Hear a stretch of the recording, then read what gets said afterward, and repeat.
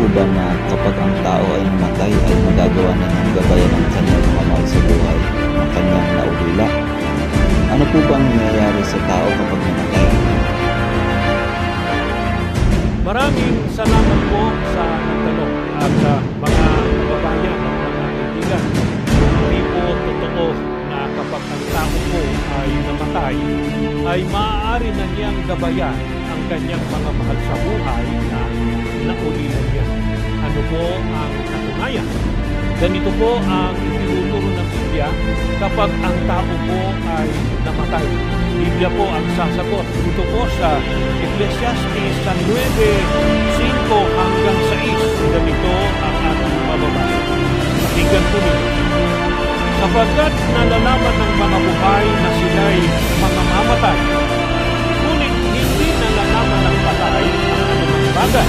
Hindi meron pa man silang kagantihan, sapagkat ang alaala sa kanila ay nakalimutan. Maging ang kanilang pag-ibig, gaya ng kanilang pagtatanim at ng kanilang pananatili, ay nawala ngayon.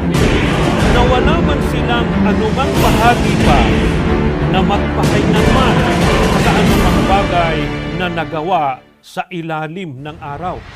Maliwanag po ang pahayag na ito ng Biblia. At sana ito po ang tanggapin natin, paniwalaan at sampalatayanan. Hindi po ba talaga naman isang katotohanan na nalalaman po ng mga buhay na sila'y mamamatay? Isa rin po ang katotohanan na dapat tanggapin at sampalatayanan na hindi po nalalaman ng patay ang anumang bagay at ang alaala sa kanila ay nakalimutan. Yan po mismo pahayag ng Biblia.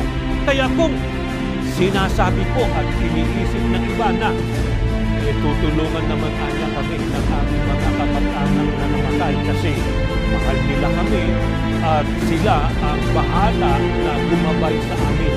Ang sagot po at pinatutunayan po ng Biblia, tungkol po sa hindi na nalalaman ng patay ang anumang bagay at ang alaala ay nakalimutan na. Ang sabi pa po ng Biblia, maging ang kanilang pag-ibig, pagtatanim at pananatili ay nawala na ngayon, nawala na silang bahagi pa na magpakailanman sa anumang bagay na nagawa sa ilalim ng araw. Kaya po talagang hindi na magagabayan o mamatay ang mga nalilito sa buhay. Kapag ang tao po ay namatay, wala na siyang wala na rin pagdamdami at wala na pong bahagian niya sa anumang nangyayari sa mga buhay. Bakit kaya?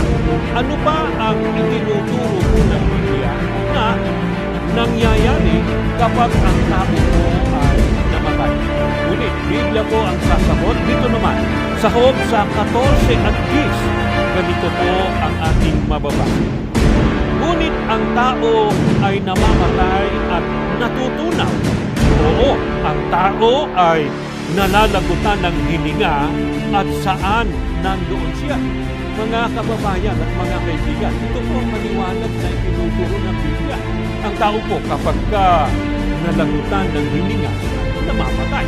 At ang sabi pa sa talata, ang tao ay namamatay at natutunaw at saan ayon nandoon siya.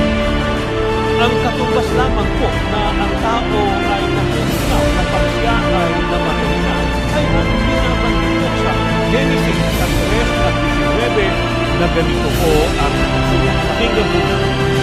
Sa pawis ng inyong mukha ay kakain tayo tinapay hanggang sa ikaw ay mauwi sa lupa.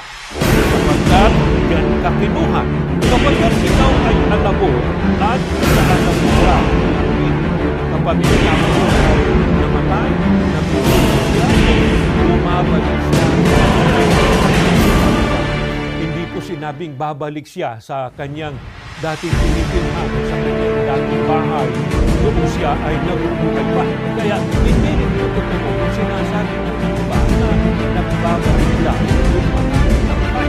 Dahil po sa Biblia, saan naroon ang mga taong namatay. Ngunit Biblia po ang sasagot. Ganito ang ating mababasa.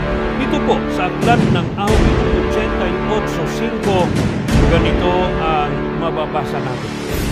Nakahagi sa gitna ng mga patay, gaya ng napatay na nakahiga sa libingan. mga kababayan at mga kaibigan, ito po ang maliwanag na pahayag sa atin po ng Biblia. Ang sabi po, gayaan niya ng namatay na nakahiga sa libingan. Doon po sa kanyang pinakalilingan at natutunaw po ang taong namatay sa buko ng pagkakuna o pagbabalik sa pagkalupa ng taong namatay. Ganito pa po ang nangyayari sa taong sa Awit 146 at 4, ganito ang ating bababasa. Ang hininga niya ay pumapanaw. Siya'y nangyayari sa kanyang pagkalupa.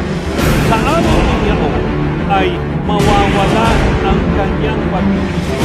Ang tao po kapag bumabalik ito sa pagkalupa, ang sabi po sa talata, mawawalaan niya ang kanyang pag-iisip. Kaya ang taong namatay na, ay wala na po nalalaman ang damdamin. At ang nangyayari sa kanya ay natutunaw na sa kanyang bibigyan. Kaya, hindi na magagawa ng mga namatay na tulungan, pagkayan, o kaya gabayan ang mga buhay. Dahil ang sabi pa po sa binasa po natin kanina, ang mga patay ay wala ng anumang bahagi pa sa mga nangyayari sa ilalim ng araw. Mga kababayan, ito po ang malinaw na sagot ng Biblia tungkol po sa mga taong namatay. Dapat po natin tanggapin, dapat natin sampalagayan. Meron pa po kayong ibang mga nais malaman.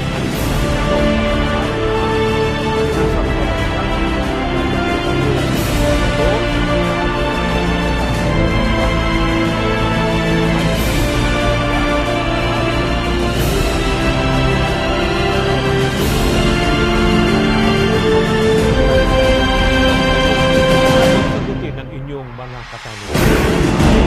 Sa kumaybay.